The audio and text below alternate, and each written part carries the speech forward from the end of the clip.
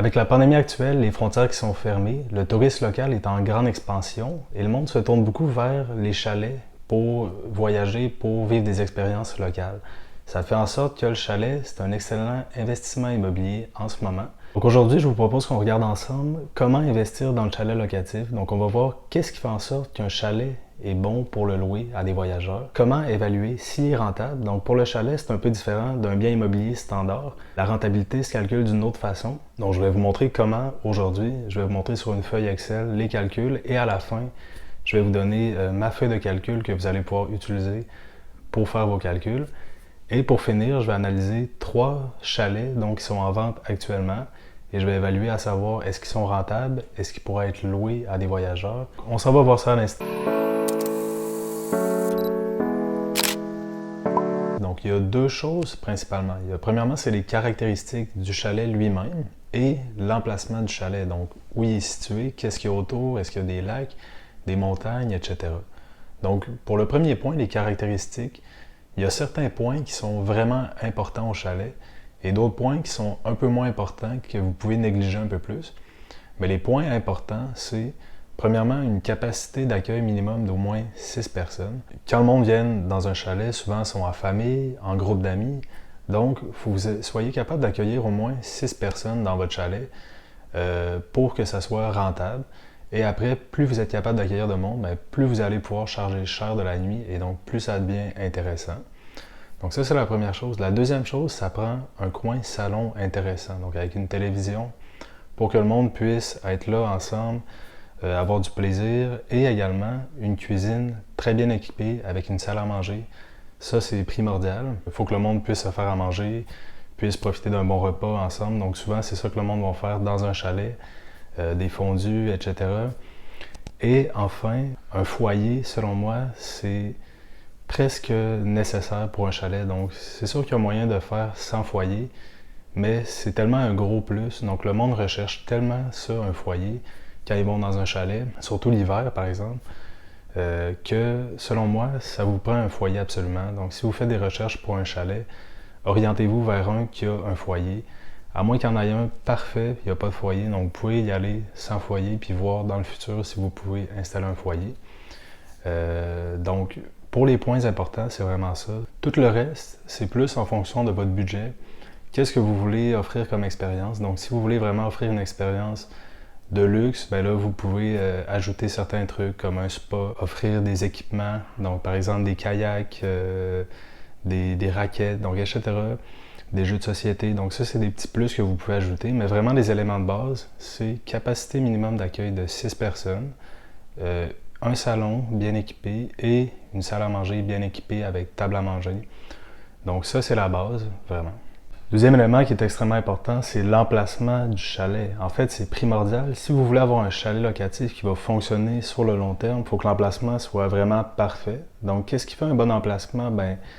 Pour un chalet, c'est sur le bord d'un lac, sur le bord du fleuve, sur le bord d'une montagne où il y a du ski, du snow, de la marche, dans un petit village où il y a des attraits touristiques, des petits cafés, des restaurants, un centre-ville, avec des spas, des boutiques, etc. Donc ça, c'est des éléments qui doivent être à proximité du chalet pour que le chalet fonctionne. Mais surtout pour un chalet, c'est vraiment en campagne généralement, et sur le bord d'une montagne. Donc ceux-là, ça va être les plus populaires. Sur le bord d'une montagne qui a du ski, du snow, de la raquette, de la marche, ou sur le bord du fleuve ou d'un lac où on peut faire des sports nautiques l'été. Donc ça, c'est les éléments les plus recherchés pour les chalets.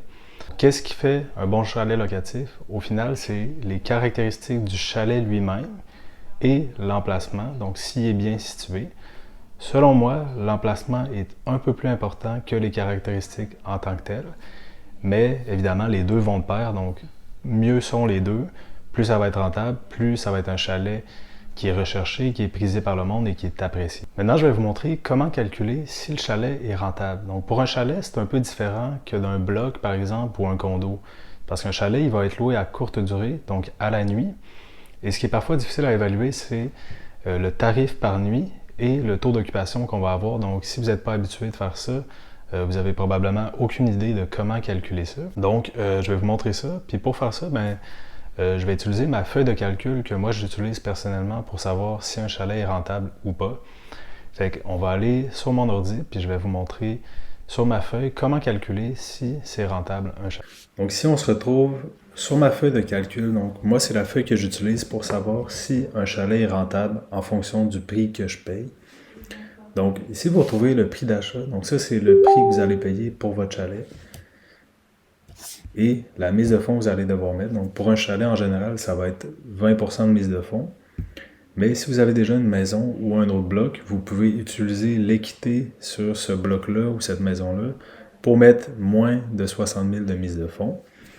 Donc pour le moment, je vais le laisser à 60 000. Donc ça vous fait un prêt à 240 000. Donc hypothèque 240 000. Donc ici, dans dépenses mensuelles, on a vos versements hypothécaires, vos assurances, vos taxes, l'Internet et l'hydro, la maintenance et un permis de résidence qui lui coûte environ 260 $ par année. Ça, c'est le permis touristique que vous allez avoir besoin pour faire de la location courte durée.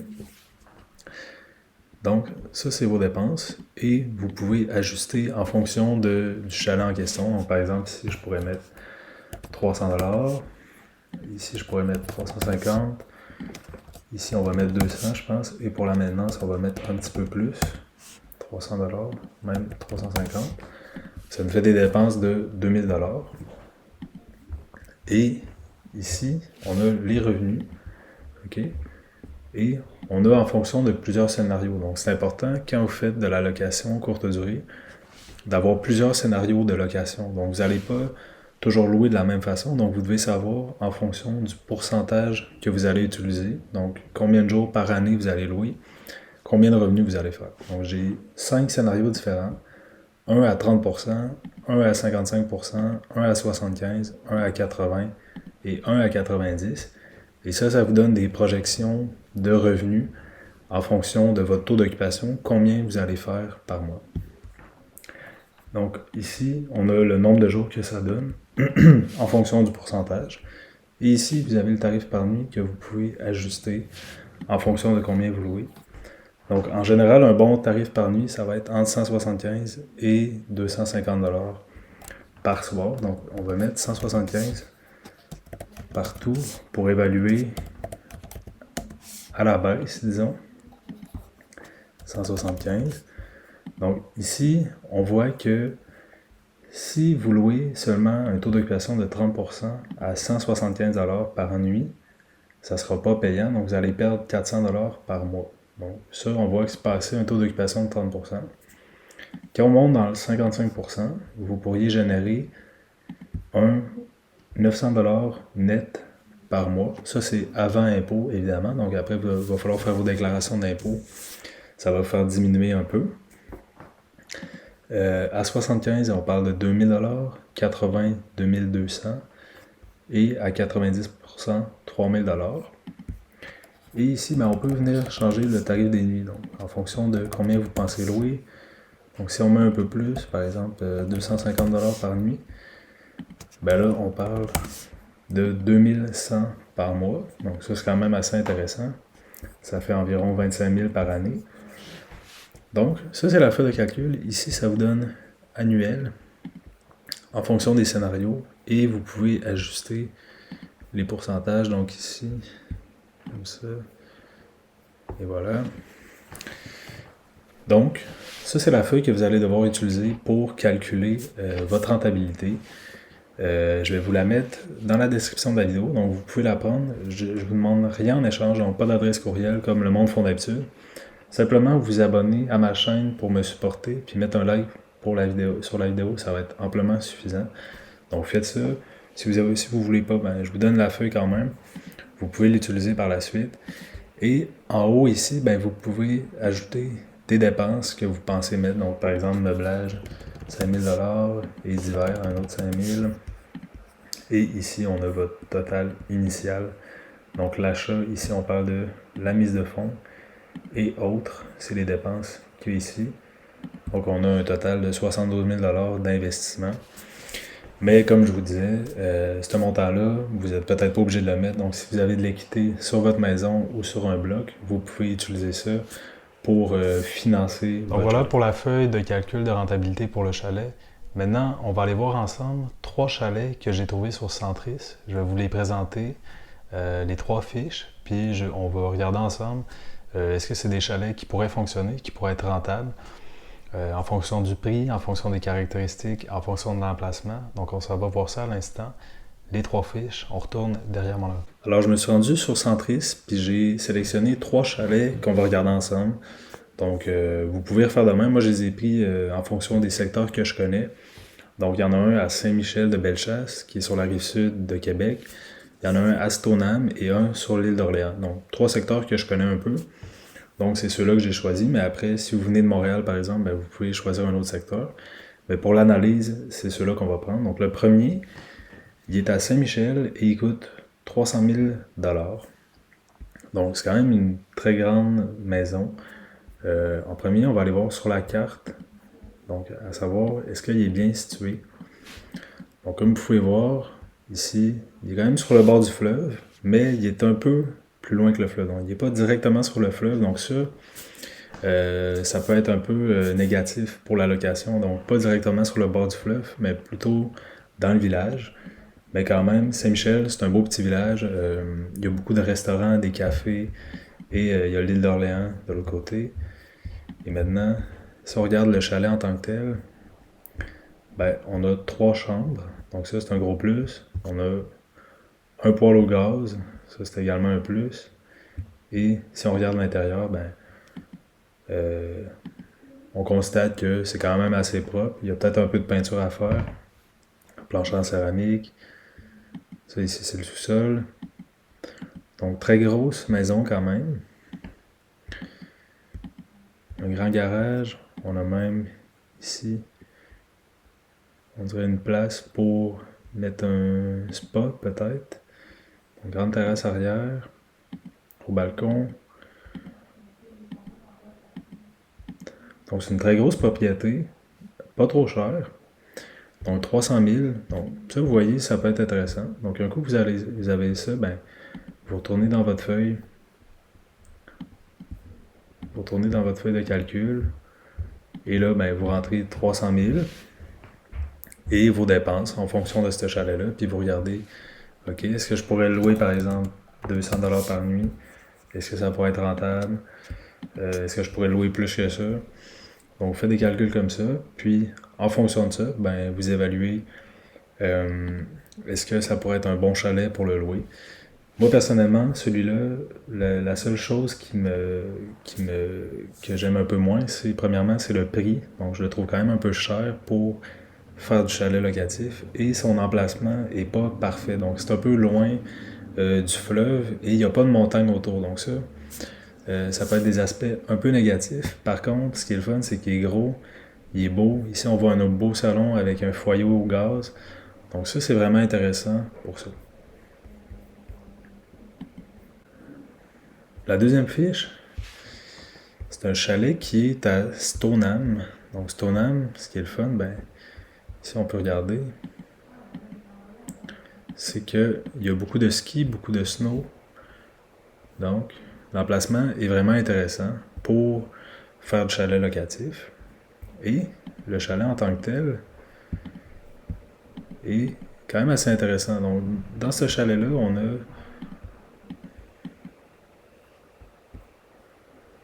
Excusez-moi, j'ai de la misère un peu. Revenir en arrière. Donc, un beau chalet, comme vous pouvez voir, avec des gros billots de bois. Donc ça fait vraiment chalet, un beau look, avec la neige à Stoneham. Quand on rentre, donc on a des marches avec, on dirait des planches de skate à la place des marches. Ça, c'est intéressant. On a un bel endroit de cuisine. Donc vous pouvez voir, il y a un gros... Si on peut revenir, il y a un gros îlot avec salle à manger. Donc ça, c'est vraiment intéressant pour ça. Et dans celui-là, il y a 2 chambres. Okay? Donc 2 chambres à l'étage, on dirait. Et comme on peut voir, ben, il était déjà utilisé pour faire du chalet locatif, on dirait. Donc on voit qu'il y a des serviettes sur les lits. Et eux, ils ont mis 2 lits par chambre. Donc là, j'ai l'impression qu'ils sont capables d'accueillir jusqu'à 8 à 10 personnes.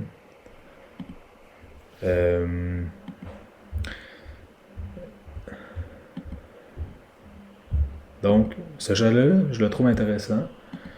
Le seul aspect négatif que je peux voir, c'est que la zone commune, donc en bas, a l'air quand même assez petite. Donc, pour 8 à 10 personnes, je sais pas de quoi ça aurait l'air.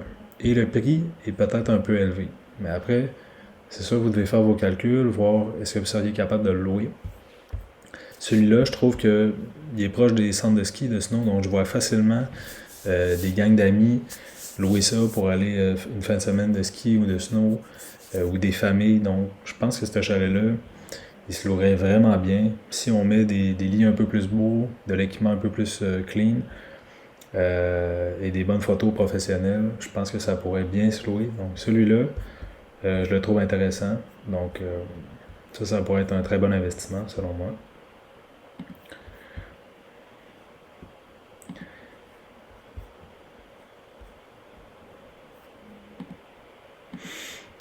Et le dernier qu'on va regarder, lui, il est à l'île d'Orléans. Donc, l'île d'Orléans, c'est un endroit quand même assez prisé pour les voyageurs. Donc, ils aiment ça, louer des chalets sur l'île d'Orléans. Celui-là, comme on peut voir, il y a une belle vue sur le fleuve, donc sur la rive sud de Québec.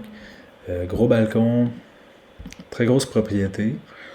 Le seul hic avec celui-là, il y a uniquement 2 petites chambres et pas une très grosse espace commune. Donc, on voit, le terrain est vraiment beau, donc c'est le fun pour ça. Mais l'intérieur, on voit que c'est un peu vieux, donc ça fait longtemps que ça n'a pas été rénové. Mais le look est beau avec le bateau, les très grosses fenêtres, donc très lumineux. Donc, le look fait chalet, moi j'aime ça. Il faudrait juste apporter quelques rénovations, donc peut-être un 20 000 $, changer une coupe d'affaires pour rendre ça un peu plus moderne, un peu plus propre, et il y aurait de quoi faire avec ça. Le seul hic, comme je disais, c'est les chambres, donc il manque un peu d'espace. Donc dans ce genre de chalet-là, ça serait difficile d'accueillir plus que 6 personnes, donc ça diminue un peu les possibilités de rentabilité de ne pas pouvoir accueillir plus de monde que ça. Donc ça, j'aime moins ça un peu. Par contre, il coûte moins cher, donc 265 000. Et s'il y a moyen de négocier le prix un peu, ça peut être vraiment intéressant à ce niveau-là. Donc, c'est ça pour cette fiche-là à l'île d'Orléans. Donc lui, je l'aime un peu moins. Mais il y aurait de quoi à faire. Il y a un foyer au bois encore, ça c'est un gros plus. Donc, quand même, je pense qu'il y aurait vraiment de quoi d'intéressant à faire avec ce chalet-là. Donc, à voir également. Donc, par après, comme je disais, je vous ai présenté 3 fiches, je vous ai montré un peu comment analyser ça. Donc, en fonction de l'emplacement, en fonction des caractéristiques du chalet et en fonction du prix. Donc, vous revenez sur cette feuille-là et vous faites vos calculs. Comme je vous disais, la feuille, je vous la donne. Je vous demande juste de vous abonner à ma chaîne pour me donner un peu de support, liker ma vidéo.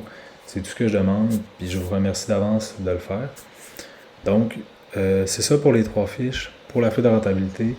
Donc, j'espère que vous avez apprécié les informations. Je vous remercie beaucoup d'avoir écouté la vidéo. J'espère que ça vous a donné les informations nécessaires pour investir dans le chalet locatif. Comme je disais au début, en ce moment, c'est vraiment un bon moment pour investir dans le chalet locatif. Avec les frontières qui sont fermées, le tourisme local qui est en hausse, je pense que c'est un excellent investissement dans le moment présent. Donc, avec ce que j'ai dit dans la vidéo, vous avez tout ce qu'il vous faut pour commencer vos recherches pour un chalet locatif. Regardez sur Centris, donc sur le bord d'un lac, sur le bord d'une montagne pour faire du ski. Faites vos calculs et c'est vraiment possible de commencer à générer des profits supplémentaires à tous les mois. Donc j'espère que vous allez trouver un bon chalet. Si vous voulez me supporter, vous pouvez vous abonner à ma chaîne, mettre un petit like sur la vidéo, mettre en commentaire si vous trouvez que les informations que j'ai dit étaient pertinentes. Et sur ce, on se dit à la prochaine pour